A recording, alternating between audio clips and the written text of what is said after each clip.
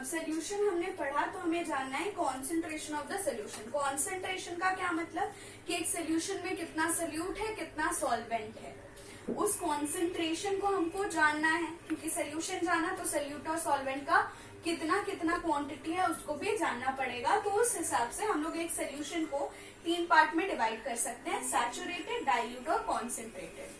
अब ये तीनों एक सर्टेन टेम्परेचर पर ही माना जाएगा। अब मैंने एट अ सर्टेन टेम्परेचर क्यों बोला, क्योंकि हम सबको पता है कि हमने पानी लिया, उसमें चीनी घोलना स्टार्ट किया, तो घुला घुला घुला, एक सर्टेन टाइम के बाद आपने देखा कि आप और चीनी ऐड कर रहे हैं तो पानी में और चीनी नहीं घुल रहा है। क्यों? क्योंकि अब वो सोल्यूशन सैचुरेटेड हो चुका है, उसमें और ज्यादा चीनी को लेने की शक्ति नहीं बची है। It is now saturated in its own, और फिर उसमें और ज्यादा हम कोई भी पार्टिकल्स नहीं घोल सकते हैं, ठीक है, पर वो एक टेम्परेचर पे। अब जब हमने उस सोल्यूशन को हीट किया, तो जब हम हीट करते हैं तो उस सोल्यूशन में और जगह बन जाती है और चीनी को घोलने की, तो तब हम उसको और सैचुरेट कर सकते हैं। इसीलिए आपका ये लिखना कि एट अ पर्टिकुलर टेम्परेचर बहुत इंपॉर्टेंट है, ठीक है। तो सैचुरेटेड सोल्यूशन क्या होगा, at a particular temperature when no more solute can be dissolved in any solvent is called a saturated solution, कि अब उसमें हम और सोल्यूट नहीं ऐड कर सकते। और आप लोग इसका डेफिनेशन फिर से सुनकर लिखेंगे। अब है डाइल्यूट सोल्यूशन। डाइल्यूट का मतलब क्या होता है कि कम अमाउंट ऑफ सोल्यूट, बहुत ज्यादा अमाउंट ऑफ सॉल्वेंट। तो ऐसा कोई भी solution which has very less amount of solute and a lot of amount of solvent. For example, जो एसिड्स हम लोग लैब में यूज करते हैं, जैसे कि HCl का डाइल्यूट सोल्यूशन, इसका मतलब क्या, हम वाटर में HCl को घोलते हैं, ठीक है, लेकिन उसमें बहुत कम अमाउंट ऑफ HCl होता है और बहुत ज्यादा अमाउंट ऑफ वाटर होता है, where HCl is the solute and water is the solvent. तो डाइल्यूट सोल्यूशन होता है कि जिसमें सोल्यूट बहुत कम और सॉल्वेंट बहुत ज्यादा हो। और तीसरा है कॉन्सेंट्रेटेड सोल्यूशन। ये होता है डाइल्यूट का उल्टा, जिसमें कि सोल्यूट ज्यादा है और सॉल्वेंट कम। तो इसका एग्जाम्पल फिर से हो जाएगा, लैब में हम लोग कॉन्सेंट्रेटेड एसिड्स यूज करते हैं, जैसे कॉन्क HCl या कॉन्क H2SO4, और ये लोग ये कॉन्सेंट्रेटेड जो एसिड्स होते हैं ये बहुत ज्यादा हार्म कॉज कर सकते हैं अगर वो स्किन पे गिर जाए, तो ये बहुत ज्यादा रिएक्टिव होते हैं। डाइल्यूट सोल्यूशन वो सोल्यूशन होते हैं जिसको हम लोग बस थोड़े बहुत चीजें देखने के लिए या थोड़े बहुत एक्सपेरिमेंट्स के लिए यूज करते हैं। Concentrated are very very reactive. अब सैचुरेट, डाइल्यूट और कॉन्सेंट्रेटेड आप लोग समझ गए। तो अब जो मैंने सैचुरेटेड का डेफिनेशन दिया था उससे आप लोग खुद ही अनसैचुरेटेड लिख सकते हैं। सैचुरेटेड का मैंने क्या बोला था, at a particular temperature when no more solute can be dissolved in a solvent, कि एक रूम टेम्परेचर पे जब हम और चीनी या और कोई सोल्यूट घोल नहीं सकते कोई सॉल्वेंट में, उसको हमने सैचुरेटेड सोल्यूशन बोला। तो अनसैचुरेटेड क्या होगा कि उसी टेम्परेचर में जब हम और सोल्यूट ऐड करें और वो घुल जाए। तो at any particular temperature when more solute can be added which can be dissolved in the solvent is called an unsaturated solution। तो ये हो गया saturated और unsaturated solution। अब जैसे कि हमें पता है कि saturated unsaturated है, तो वो किसके रेस्पेक्ट में हम लोग बोल रहे हैं, सोल्यूट और सॉल्वेंट के रेस्पेक्ट में। सॉल्वेंट में हम सोल्यूट को घोल रहे हैं, तो हर सॉल्वेंट का एक सोल्यूबिलिटी होता है। सोल्यूबिलिटी मतलब क्या, घोलने की क्षमता। तो इस सोल्यूबिलिटी को हम लोग डिफाइन कर लेते हैं।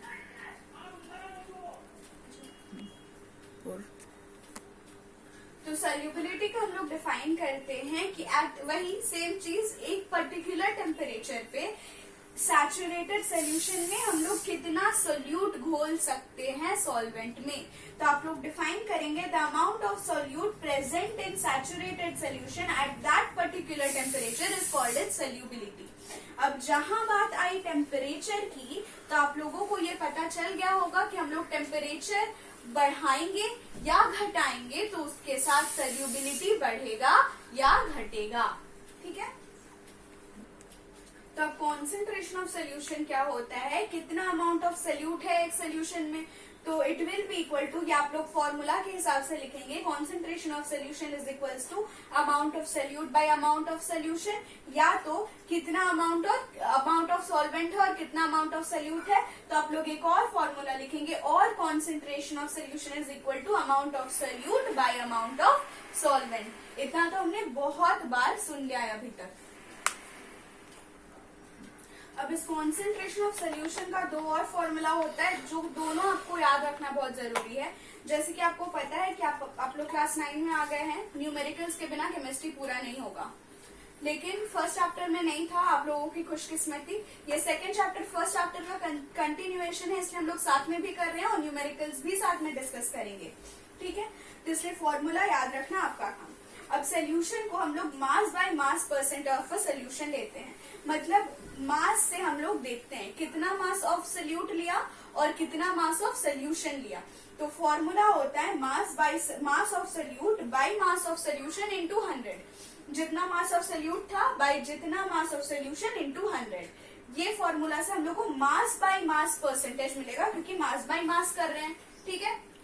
दूसरा फॉर्मूला होता है मास बाय वॉल्यूम, मतलब कितना मास ऑफ सोल्यूट है बाय वॉल्यूम ऑफ सोल्यूशन, मतलब कितना ज्यादा सोल्यूशन हमने लिया है। वॉल्यूम मास नहीं, मतलब कितना केजी लिया था वो नहीं, कितना वॉल्यूम, कितना जगह वो ऑक्यूपाई कर रहा है, कितना लीटर। तो वो मास of solute bye volume of solution into 100। दोनों ही फॉर्मूला बहुत इंपॉर्टेंट है, अच्छे से लिखिएगा और याद करिएगा इसको। अब हमने इतने सारे फॉर्मूले पढ़े, तो थोड़े न्यूमेरिकल्स डिस्कस करते हैं। तो पहला एक क्वेश्चन है कि एक सोल्यूशन है जिसमें 40 ग्राम ऑफ NaCl है, ठीक है, और 320 ग्राम्स ऑफ वाटर है। अब 40 ग्राम ऑफ NaCl मतलब हम लोग को जो जो मिलता जाएगा वो हम लोग लिखते जाएंगे। NaCl क्या है यहाँ पे? सोल्यूट, तो हम लोग लिख लेते हैं मास ऑफ सोल्यूट, और यहाँ पे सोल्यूट क्या है? NaCl इज इक्वल्स टू 40 ग्राम, ठीक है, इन 320 ग्राम्स ऑफ वाटर। अब वाटर क्या है यहाँ पे? सॉल्वेंट, तो मास ऑफ सॉल्वेंट हमें मिल गया, तो लिख लेते हैं मास ऑफ सॉल्वेंट, तो H2O। कितना है सॉल्वेंट का मास? 320 ग्राम। अब ये हुआ सोल्यूट और सॉल्वेंट का मास, तो हमें चाहिए सोल्यूशन का भी मास, तो मास ऑफ सोल्यूशन भी निकालेंगे इन दोनों में से। Mass of solution is equals to mass of solute plus solvent, mass of solute plus solvent. तो सोल्यूट का मास कितना था? 40 प्लस 320 ग्राम, तो हो जाएगा 360 ग्राम, ठीक है। इतना हमने निकाल लिया। उसके बाद क्या दिया हुआ है? Calculate the concentration in terms of mass by mass percentage.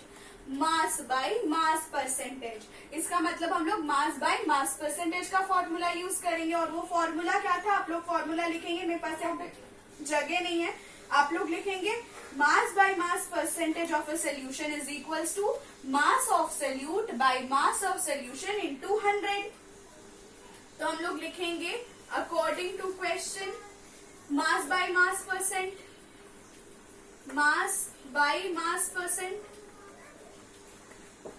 of solution is equals to mass of solute। लिखना ही पड़ेगा तो लिख ही देते हैं, by mass of solution into 100। mass of solute क्या था? 40। mass of solution हमने क्या निकाला? 360 solute plus solvent करके into 100, ठीक है। 0 0 कैंसिल कर देते हैं, 4 9 36, तो कॉन्सेंट्रेशन क्या हो गया? 100/9। अब इसको आप लोग डेसिमल में चेंज करेंगे और परसेंटेज लिखेंगे, तो क्या हो जाएगा? 9 1 9, फिर से 9 1 9, 11.1% हो गया कॉन्सेंट्रेशन ऑफ द सोल्यूशन। तो आई होप आप लोगों को इस एग्जाम्पल से मास बाय मास कैसे कैलकुलेट करते हैं ये समझ में आ गया होगा। You will all take this down. अब हमने एक सॉल्व किया मास बाय मास, अब हम लोग एक सॉल्व करेंगे वॉल्यूम बाय वॉल्यूम परसेंटेज का। अब यहाँ पे हमें क्या मिल रहा है, क्वेश्चन पढ़ते हैं पहले। क्वेश्चन क्या है, solution has been prepared by using 5.6 ml of alcohol with 75 ml of water. मतलब जो कम क्वांटिटी में होता है वो डेफिनेटली सल्यूट है, even if both are liquid. हमेशा ये याद रखना है, सल्यूट वो है जो कम क्वांटिटी में यूज हो रहा है, ठीक है। फॉर नाउ कॉन्सेंट्रेटेड सोल्यूशंस का आप लोगों को भी सॉल्व नहीं करना है, ठीक है। तो यहाँ पे क्या है, मास वॉल्यूम ऑफ सल्यूट मिला, हमें वॉल्यूम ऑफ सल्यूट मिला, तो वॉल्यूम ऑफ सल्यूट, और सल्यूट क्या है, alcohol, is equals to 5.6 ml, ठीक है, विथ 75 ml ऑफ वाटर। तो हमें मिला वॉल्यूम ऑफ सॉल्वेंट, क्या है, वाटर, जो कितना है 75 ml। अब हम क्या लिखेंगे, वॉल्यूम ऑफ सोल्यूशन, क्योंकि हमारे पास सॉल्यूट और सॉल्वेंट है, तो वॉल्यूम ऑफ सोल्यूशन क्या होगा, volume of solute plus solvent, ठीक है। तो वॉल्यूम ऑफ सॉल्यूट में क्या लिखेंगे, 5.6 प्लस 75 ml, तो कितना हो जाएगा 80.6 ml। वॉल्यूम ऑफ सोल्यूशन कितना हो गया, 80.6 ml। अब हम लोग percentage by volume of alcohol कैसे निकालते हैं, volume by volume percentage, percentage of alcohol is equal to volume of solute. Alcohol का निकालना है और अल्कोहल हमारा सोल्यूट था, इसलिए हमने वॉल्यूम ऑफ सोल्यूट दिया। अगर वाटर बोलता तो हम लोग वॉल्यूम ऑफ सॉल्वेंट लेते, ठीक है।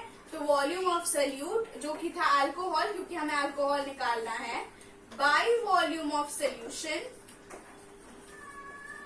इनटू 100। अब जो हमने निकाला ये हमें दिया हुआ, इसको पुट कर देंगे, which is equals to 5.6 by 80.6 into 100, point हट जाएगा,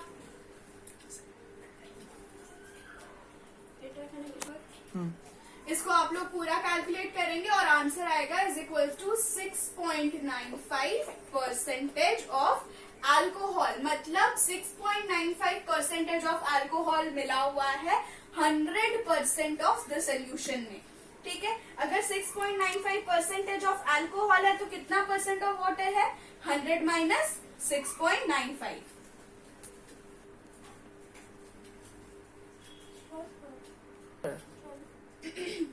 अब हम लोग कॉन्सेंट्रेशन पे कर लिया, अब एक क्वेश्चन सोल्यूबिलिटी पे करते हैं। दिया हुआ है कि the solubility of ammonium chloride, जिसका केमिकल फॉर्मूला होता है NH4Cl, at 293 kelvin is 37 grams. What mass of NH4Cl would be needed to make saturated solution in 10 grams of water at 293 Kelvin? Temperature दोनों में सेम है, इसलिए temperature को लेकर दिमाग नहीं खराब करना है।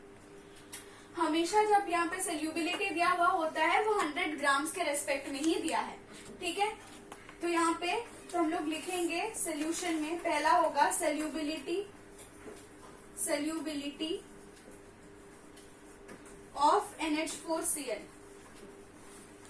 Is equals to 37 gram. और इस सोल्यूबिलिटी का मतलब ही ये होता है विच मीन्स, आप लोग इसको लिखेंगे कि विच मीन्स करके ही in 100 grams of water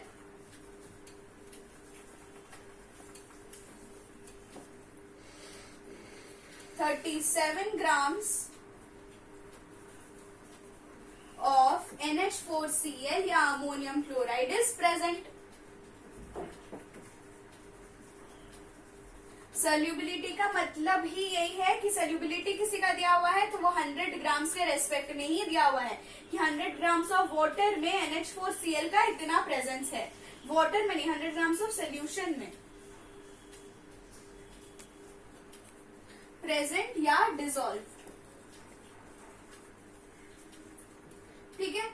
तो 100 ग्राम ऑफ वाटर और अमोनियम क्लोराइड का सोल्यूशन में 37 ग्राम अमोनियम क्लोराइड का है, ठीक है। अब हमें निकालना है कि इस 293 केल्विन में 10 ग्राम्स ऑफ वाटर में हमें NH4Cl का सैचुरेटेड सोल्यूशन बनाना है।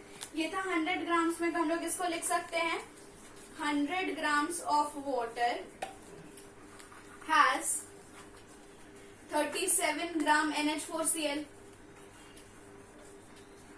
सिंपल यूनिटरी मेथड करेंगे तो 1 ग्राम ऑफ वाटर में कितना होगा 37/100 NH4Cl।